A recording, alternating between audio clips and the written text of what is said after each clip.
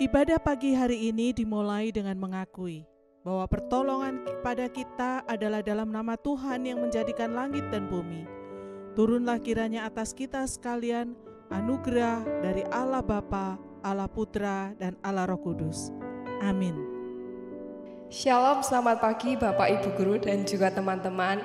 Mari kita persiapkan diri untuk memulai ibadah pagi hari ini.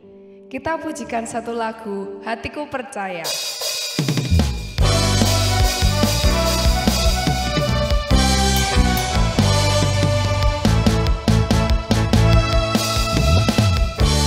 Tuhanlah kekuatan dan mazmurku, ya gunung batu dan keselamatanku. Hanya padamu hatiku percaya, Kaulah menara dan kota perlindungan. Ku mau selalu bersyukur sebab cintamu padaku takkan pernah berubah.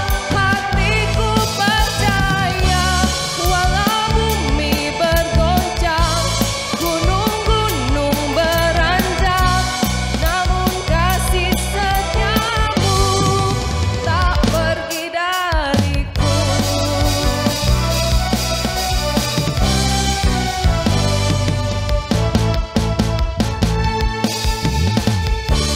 Tuhanlah kekuatan dan mazmurku, ya gunung batu dan keselamatanku. Hanya padamu hatiku percaya, Kaulah menara dan kota perlindungan. Ku mau selalu bersyukur sebab cintamu padaku takkan pernah berubah.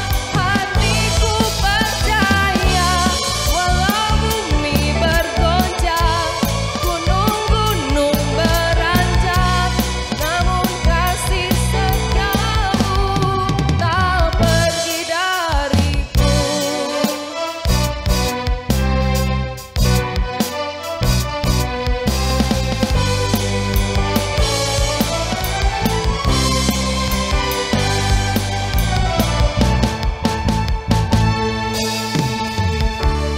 Ku mau selalu bersyukur sebab cintamu padaku takkan pernah berubah.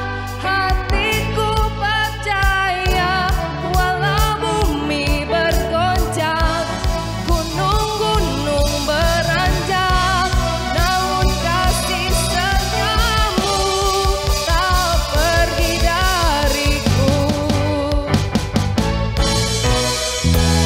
Ku mau selalu bersyukur sebab cintamu padaku takkan pernah berubah. Hatiku percaya walau bumi bergoncang, gunung-gunung beranjak, namun kasih setiamu tak pergi dariku. Kasih setiamu tak pergi dariku. Kasih setiamu tak pergi dariku.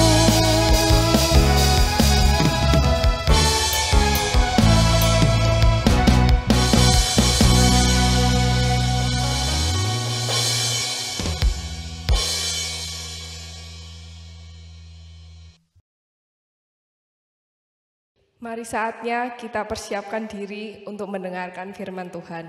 Kita pujikan satu lagu, Segala Perkara.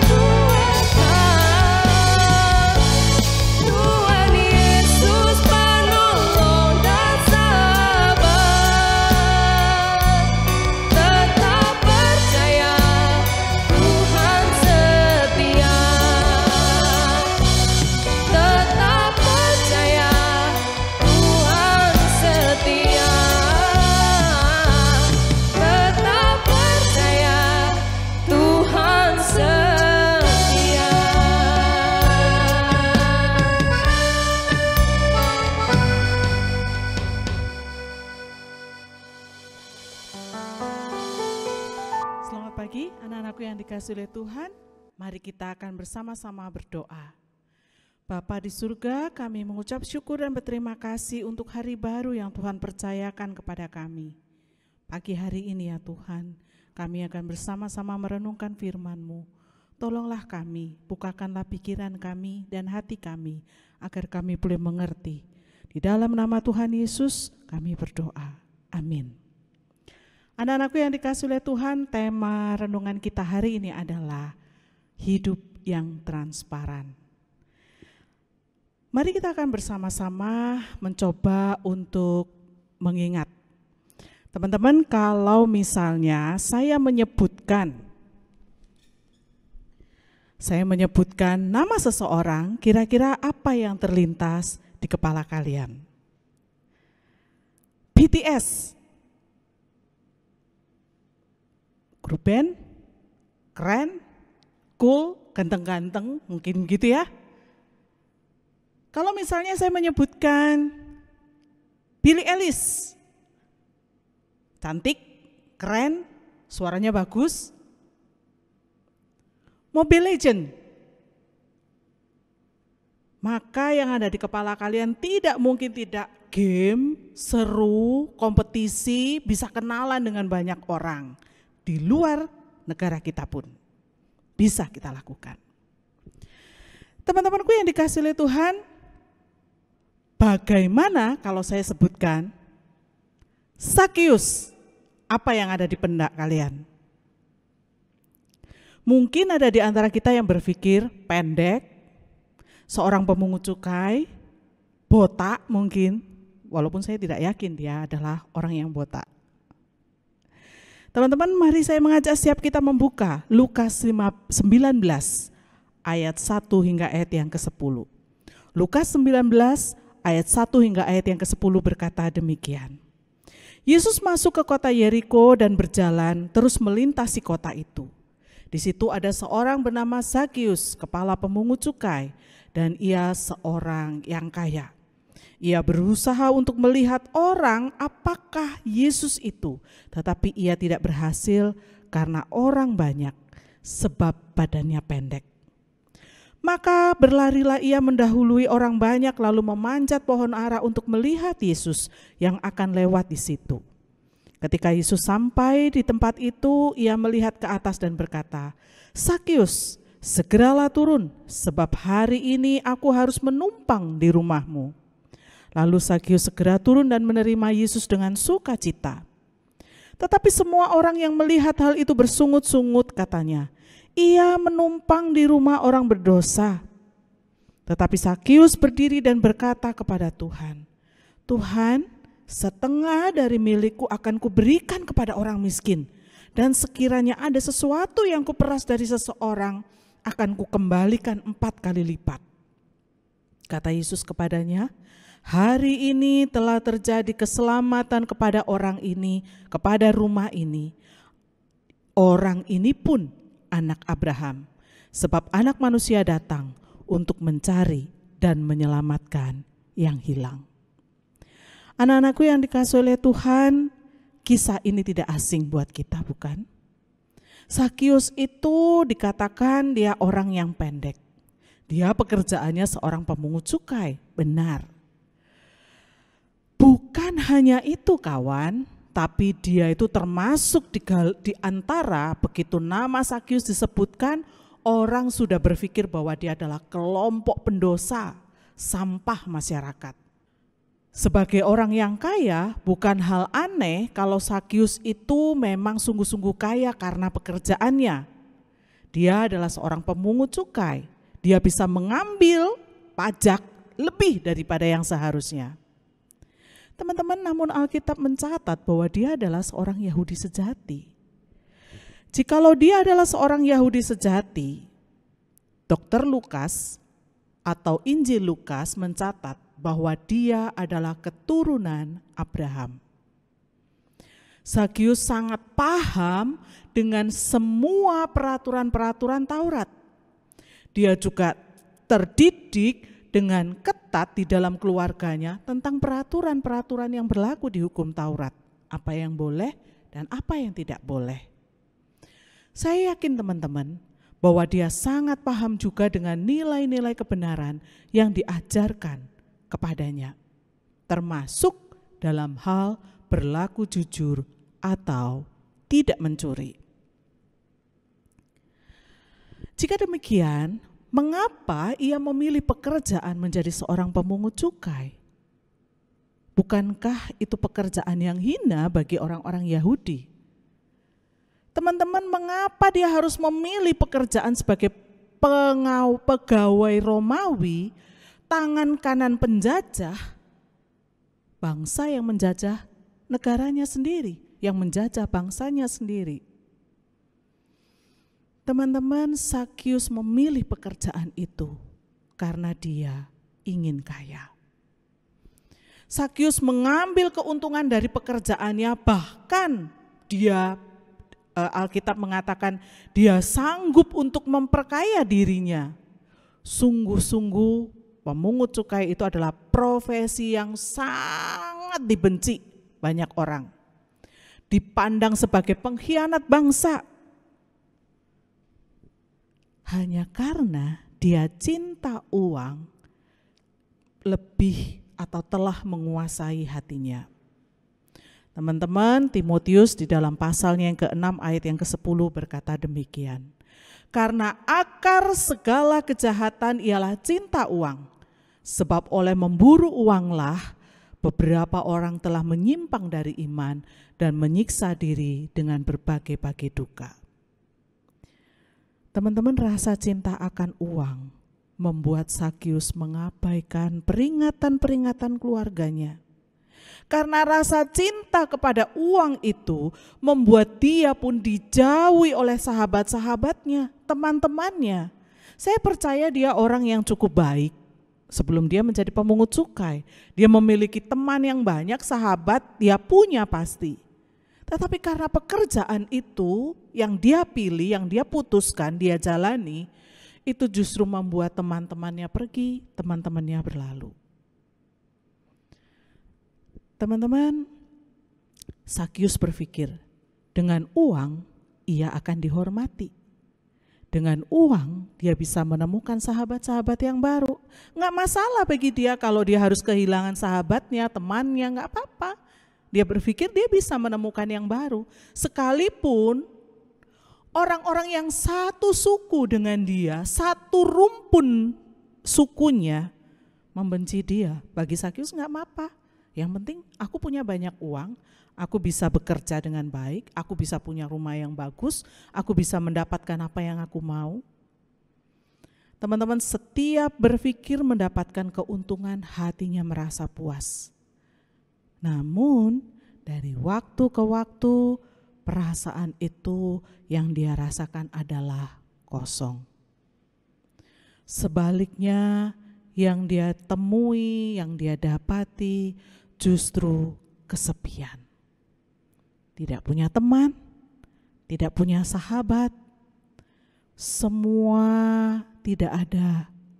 Dia ingin mengungkapkan isi hatinya, dia ingin mengungkapkan perasaannya, kesepiannya, kesedihannya.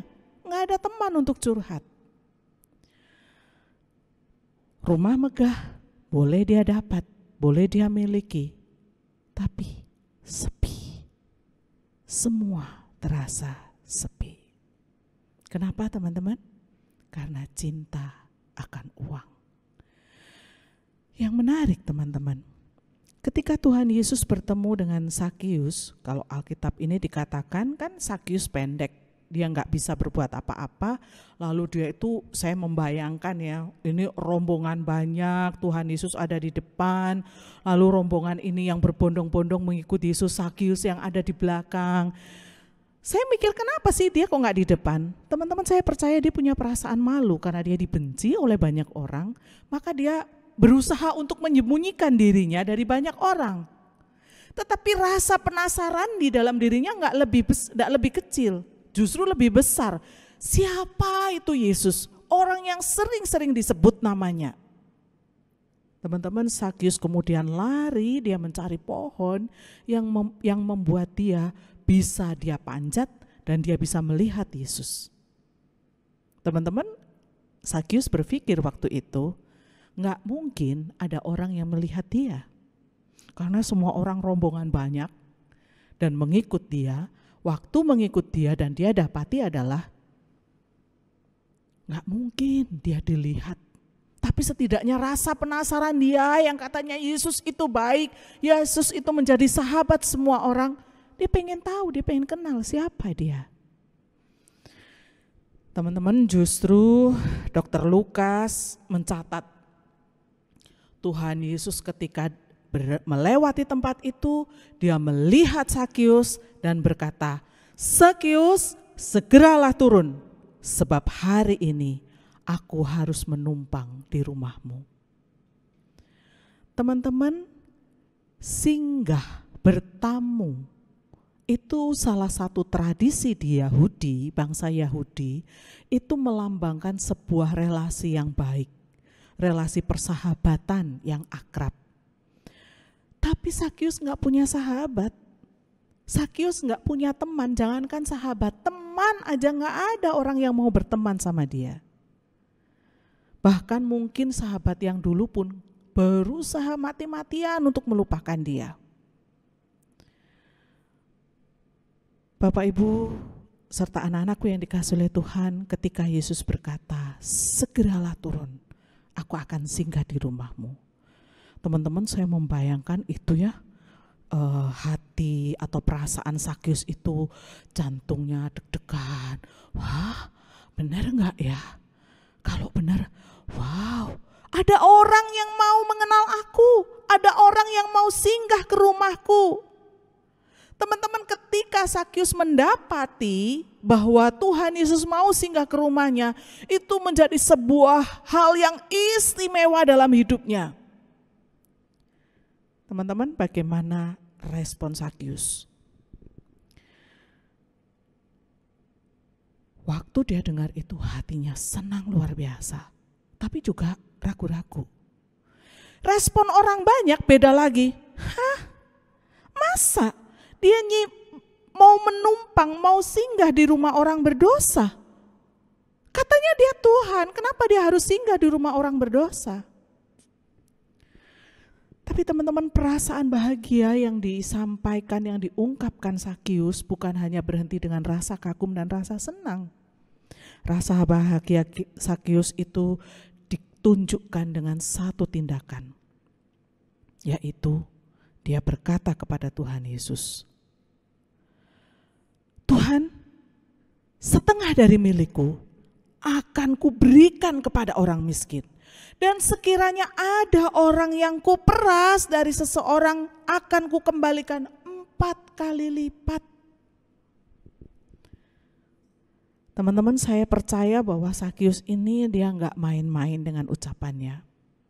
Dia tahu bekerja sebagai pemungut cukai itu memang identik dengan ketidakjujuran.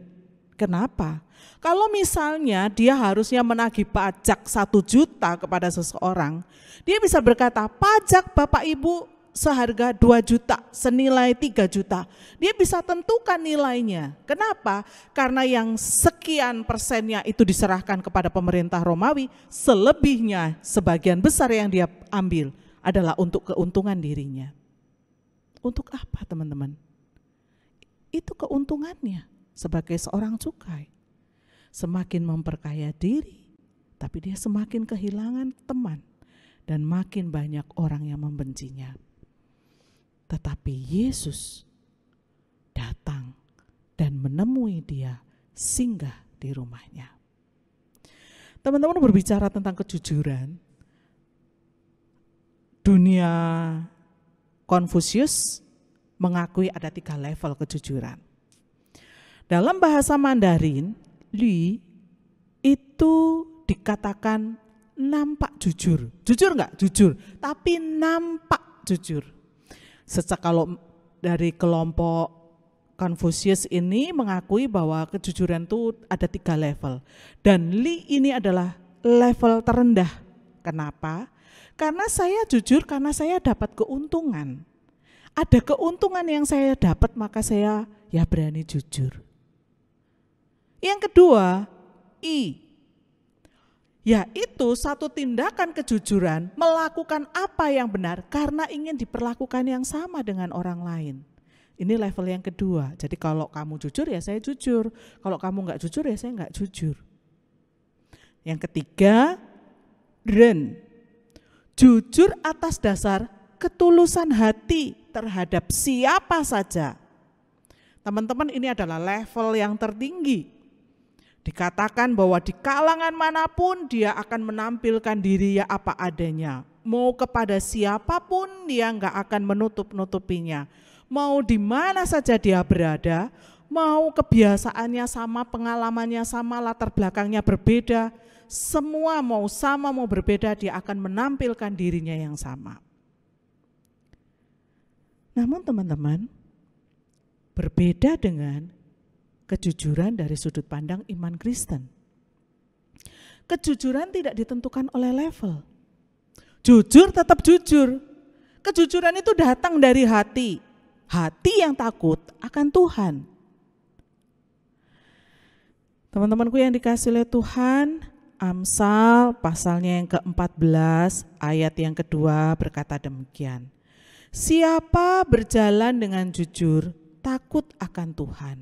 Tetapi orang yang sesat jalannya menghina dia. Orang yang berjalan dengan jujur takut akan Tuhan, tetapi orang yang sesat jalannya menghina dia, Tuhan. Teman-temanku yang dikasihi oleh Tuhan, kejujuran itu tidak bisa setengah, tidak ada level.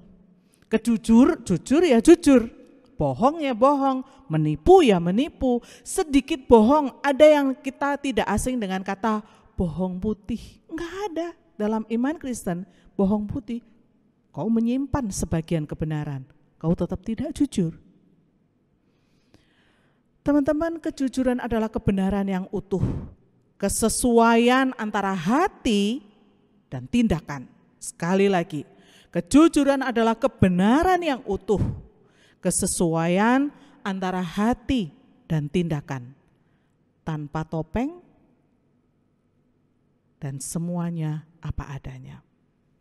Teman-teman, kejujuran itu adalah sikap yang lurus, tanpa kebohongan, tanpa penipuan dan pencurian.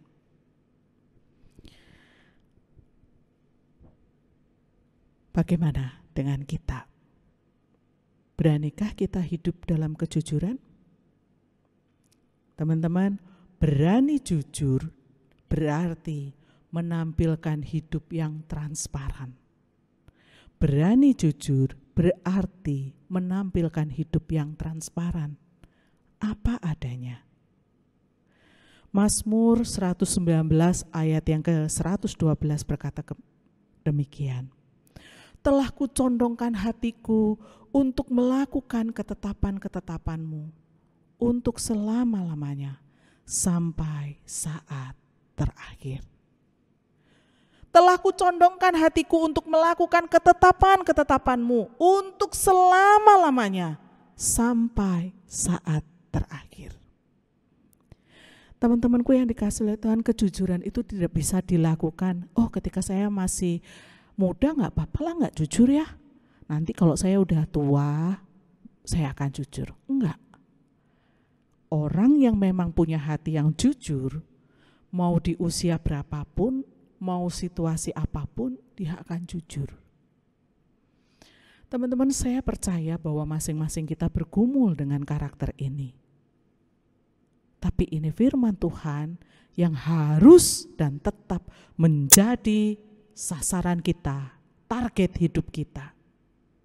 Mungkin kita menghadapi situasi-situasi yang tidak mudah, tapi biarlah hati kita selalu dimurnikan untuk mengatakan kebenaran. Anak-anakku, mari kita mengambil komitmen untuk hidup di dalam kejujuran. Tampil apa adanya, hidup yang transparan. Mari kita perjuangkan bersama hidup ini di dalam kebenaran dan kejujuran. Amin. Mari kita berdoa.